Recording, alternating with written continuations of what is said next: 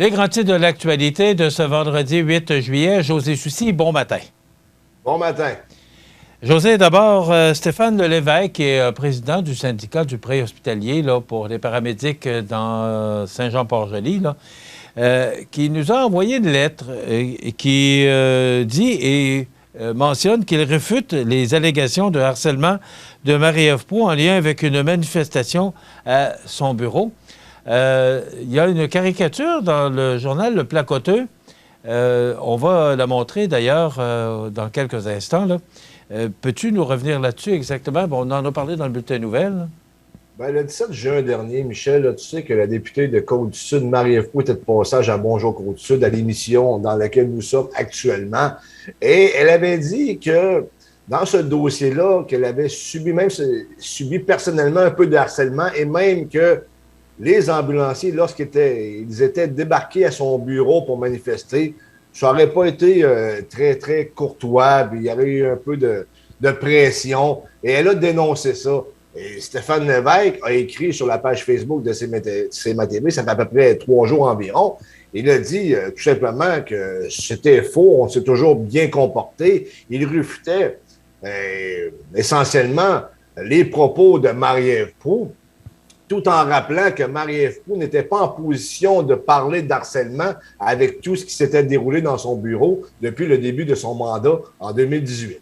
Et là, on peut voir la caricature qui est passée récemment dans le Placoteux, et ça démontre qu'il y a plusieurs feux à éteindre du côté de Marie-Ève Proulx, notamment du côté de l'apocatière avec la médecine vétérinaire et du côté de Montmagny avec la MRC concernant le complexe culturel et sportif et en santé durable, et bien entendu à Lillet, à Saint-Jean-Port-Joli, plus précisément pour les horaires de faction.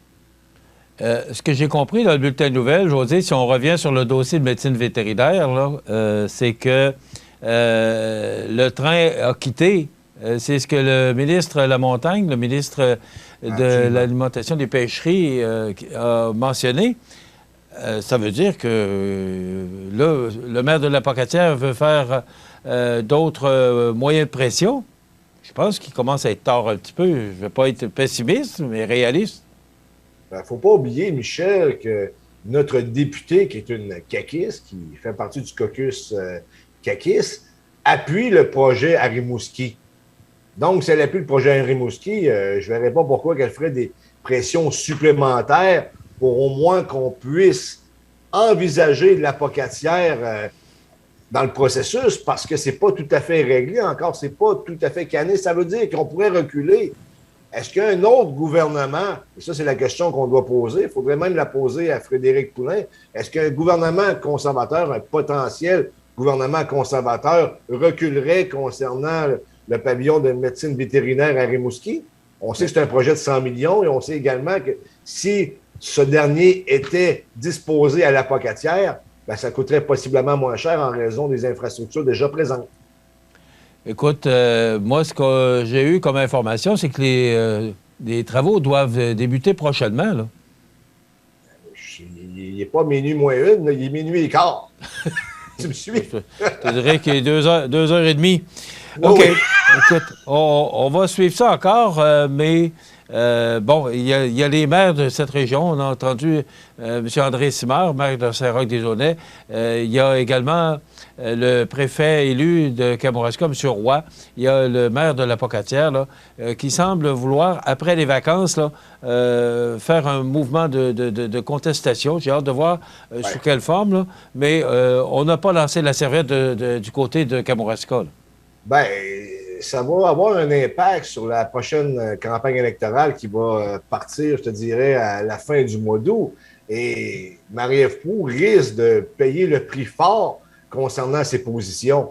Parce que là, comme tu le vois avec la caricature, ça va pas très bien pour elle actuellement. Ça ne veut pas dire que tout est perdu pour elle, là. Elle est encore en avance avec les sondages nationaux, mais quand même, je veux dire, dans les 3 MRC que comprend son comté, il y a des dossiers qui ne l'avantagent pas. OK. Alors, dans un autre ordre d'idée, il n'y a pas de nouvelles mesures sanitaires malgré la 7e vague de COVID-19. Je regardais du coin de l'œil hier cette conférence de presse avec le ministre de la Santé, M. Dubé, et M. Boileau, le directeur de la Santé publique. On semblait, je ne sais pas si tu as regardé les images de cette conférence-là, José, mais on semblait marcher sur des œufs. On semblait pas trop certain. D'abord, on ne pourrait pas, demain matin, remettre le masque en vigueur, du moins au Festival d'été de Québec. Là, les billets sont tous vendus. On ne peut pas demander aux gens, bien là, vous allez porter le masque, ou encore, on ne peut pas annuler ce festival-là. On est rendu trop loin, alors j'ai l'impression qu'on est comme un peu attaché là, de tout bord, de tous côtés. Et pourtant, M. Legault a dit hier, après cette conférence de presse-là, en après-midi, que si c'était nécessaire, il imposerait de nouvelles règles sanitaires. Je ne le sais pas, là, mais il me semble que c'est discordant avec ce que M. Dubé et M. Boileau ont mentionné hier matin, comparativement à ce que le premier ministre a mentionné, toujours sous la recommandation de la santé publique. Mais la santé publique a dit qu'il ne mettrait pas de nouvelles mesures. Je ne sais pas. Il y a des fois, je me demande si on se parle dans ce gouvernement-là. Non, Michel, c'est pas compliqué. Là, on ménage la chèvre et le chou, tout simplement parce qu'on est pratiquement en campagne électorale.